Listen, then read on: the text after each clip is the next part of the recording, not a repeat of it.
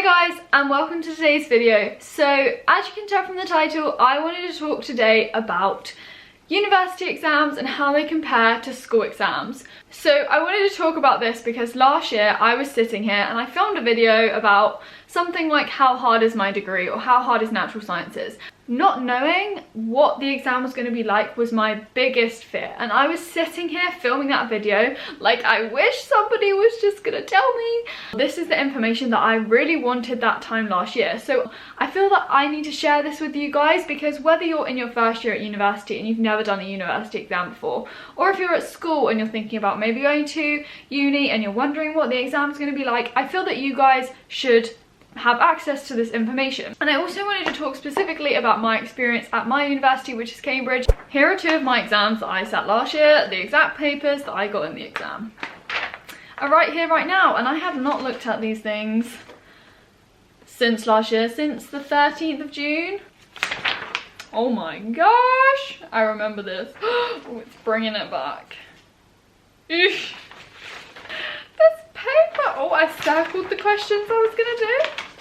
The first big difference between school and university exams, I don't know if this applies to other universities, so if you are at other universities and you would like to answer that question, please put it down below in the comments. You can take the exam papers out with you from the exam hall, which I think is incredibly strange, because normally in school you finish your exam and the invigilators literally come around straight away and they're whipping away those exam sheets, they're piling them up into some like safe storage to be like sent off to the examiners to mark, and you never see the paper again unless you get it remarked and whatever. But at university you can walk out the exam with your exam paper. Ooh. I was like, this is weird, but may as well. I literally put it in my folder and filed it away and like never thought about it again. I never even looked at it. I didn't want to look at that paper again. I don't know why I really took it out, but I was just like, you know what, I may as well take it out. I've never done this before.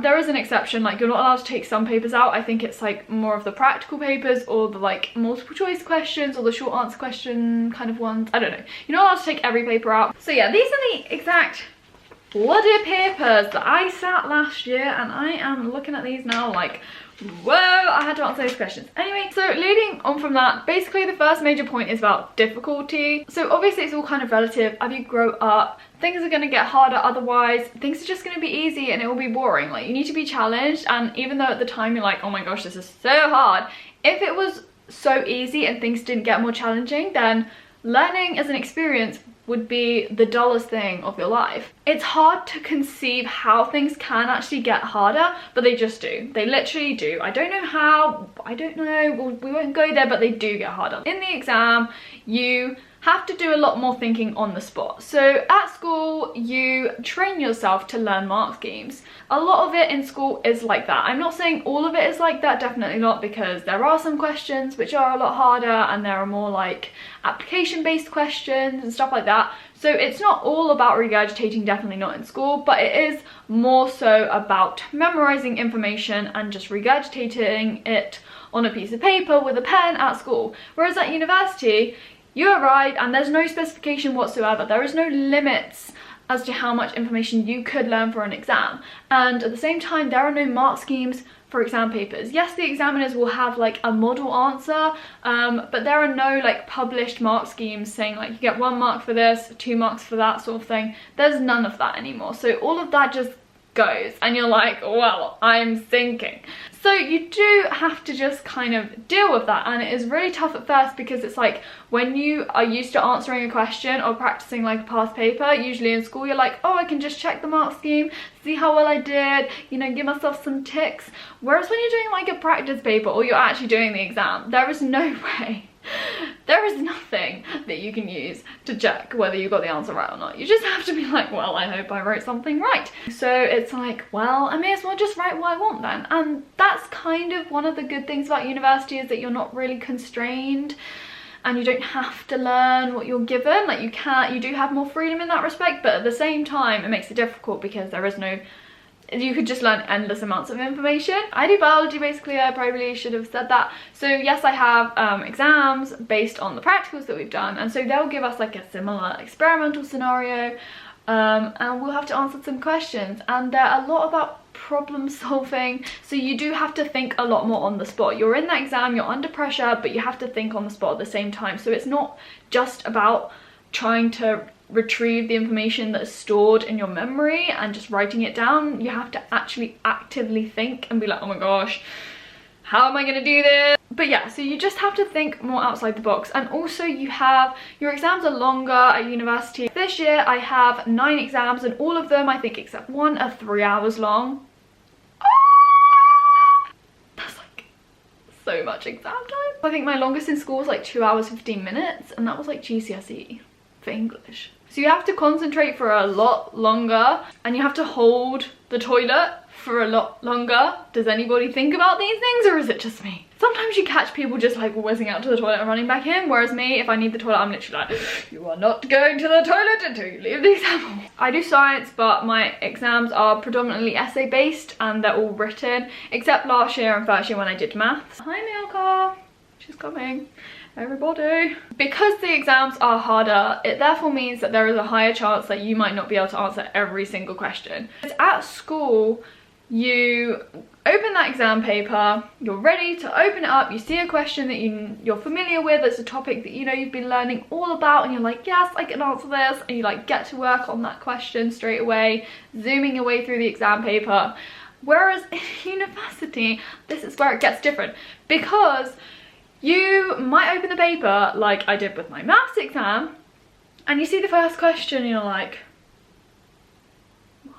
you just have to be okay with the fact that you're going to come out of the exam maybe not having answered all the questions, basically because you can't, or because there is so much information that you've had to learn, you haven't had time to learn it all. There is no way that you would have learned all this information. At school, you kind of get used to getting the same grade every time, like knowing what you're going to get, but then at university you just have to kind of be okay with the fact that you're not going to know everything. And that was one of the hardest things for me to overcome. Little story with this paper, this was for evolution and behaviour, which I did in first year, and we had to write 5 essays in 3 hours, and essentially the exam was structured so that it had 5 sections, and in each section there were 2 essay questions, and you would pick 1 from each. I remember going through, the first thing I did, I was circling all the questions from each section that I was going to answer, and I remember getting to section E and being like, reading the questions like, what? Where is the question on the topic that I've revised? Every year there had been a question on that, and I was like, there is definitely going to be a question on human evolution, so I'm going to learn that topic. And I didn't learn the other topics, but they put 2 questions on the other topics and I didn't revise that, so I was literally like, what the hell? I've never had such a panic in my life. I know nothing for those questions. When I got to the last question, and this was my last exam, so I was like, okay, in 50 minutes time or something, I'm gonna be out of this exam hall and done. So I was like, you know what, I've just got to write something down on that paper. And I literally wrote about 5-6 pages. I don't know what I'm writing about, but I was literally trying to remember that lecture that we'd been given. I was trying to remember what was on the screen, and I remember trying to picture the diagrams that he'd shown us, and I was trying to regurgitate those diagrams, and I remember looking at it like, what are you doing, Holly? And then when the exam finished, I was like, wow, that was the best exam I've ever done. It's scary, but you've got to do what you got to do, people. When you come to university, there is more of a chance for you to be flexible, which is on the one hand quite good, because you can be like, I know that I don't want to answer that in the exam, so I'm just not going to revise it, and you can revise something else. And that's what I did for E and B, but it just didn't go in my favour that time. I suppose it's a good thing, because in the exam you have more control over what you want to answer. So if you know that you can answer a better question on one topic, then you can do that and play to your strengths. Invigilators, I swear they become like scarier, because they walk around parading in their gowns. So they are literally like scary dementors hunting you down. I don't know why, it's literally a tradition, I don't know. But even for mock exams, they will still be wearing their gowns. I don't know if it's to put you off. But essentially, other than the fact that they wear gowns, invigilators, whether you're at university or school, invigilators are invigilators. They're there to tell you what you need to do in the exam. Well, at university they're kind of like, you should read the front page and we shouldn't have to read it for you. I mean, they read out some of the stuff, but I think they're like expecting you to have read it, which obviously you should do anyway. Make sure you read the front page. It's always a good habit. I am always, personally, I will always be someone who goes into my exam, I will sit down, and the first thing that I will do is I will wobble the table, and if it's wobbly, I'm like, Another thing about university that I kind of wanted to compare was like the location of the exam. So in schools, you normally do your exams in your school, and it's normally like the school hall or your like sports hall or something. Ours were always in the school hall. Our exams as Natskis, because we're so abundant, they took place in the sports hall, which is like on the outskirts of kind of the city centre, and there might have been other exams going on at the same time, which is kind of similar in school. Whereas I think for some subjects, like my sister who did geography, I know she did hers in like her department, so she would do them in a lecture theatre. So I mean, I wouldn't have really liked that, and my sister used to say that if somebody needed the toilet, she would have to get up for that person to leave. That's just the way it is apparently. I was quite grateful for the fact that our exams were in a sports hall and it was very similar to in school. For me it was different because I had to like cycle and I had to make my way to the exam, and so as bio-Natskis from my college, we would all go together, and that was really nice. We'd all like meet at a set time in the morning, nice and early. We'd all cycle together. I think it was our first exam. It was pouring down with rain. It was hailstoning at like 8:15 in the morning, and we had an exam at 9. So we were like left really early obviously, but it was chucking it down with rain, and we were cycling, so we got drenched. Everyone who was taking that exam was literally soaking wet, and then we had to sit in wet clothes and do the exam. Other kind of logistical things about exams, so you still have massive clocks everywhere, which is fine. You still always have a candidate number, and yes, there is still an excessive labelling of sheets and booklets. I think there's more. I don't know, there was just an excessive amount of writing that you had to do before the exam. You're trying to just wear out my hand before I've even started this exam. Like, I've got to get through 3 hours of writing. I applied to university to learn biology, but at the same time, I applied to the university to write emails and to do admin. Obviously, again, like, you're not allowed electronics, you're not allowed like smartwatches, smartphones at all in the exam. That's always been the case throughout school, university. You're never going to be allowed anything other than like your pencil case and your water and yourself.